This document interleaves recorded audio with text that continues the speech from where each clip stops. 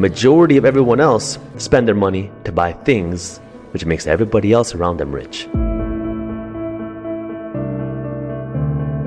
My truth in my experience has been, I have to jump higher. I have to show up earlier. I have to be the first person to turn off the light and the last person to turn off the light. I have to make sure that every number is correct and every T is crossed and every die is dotted. The way that I show up is by being consistent, so consistent that people cannot doubt your capacity to succeed. You have to work harder than the average person. And if you accept those terms, you cannot complain about those terms. I have only known success on the back of consistency. Do I think you could be a success without being consistent? Perhaps, if you have other resources and tools that I was never given, but coming from where I am, my perspective has only been consistency, and the discipline has been everything that I have ever gotten on the back of doing it again and again and again. It is what I teach, it is what I preach, it is what I believe.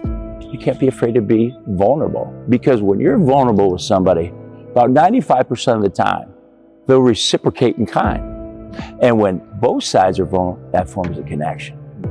And that is a way that I found all the time. Or also another one is, tell me your story.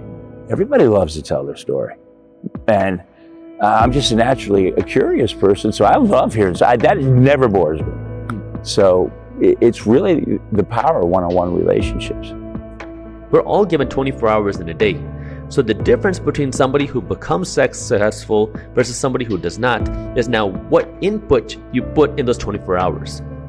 If you're spending your time on Netflix, if you're spending your time playing video games, if you're spending all of your time doing things that don't add any value financially to your life, well, if you compare that to somebody who's now working, who's now learning, who's investing in the education, you're going to see two completely different outputs. I had no business starting a business, and yet I started one.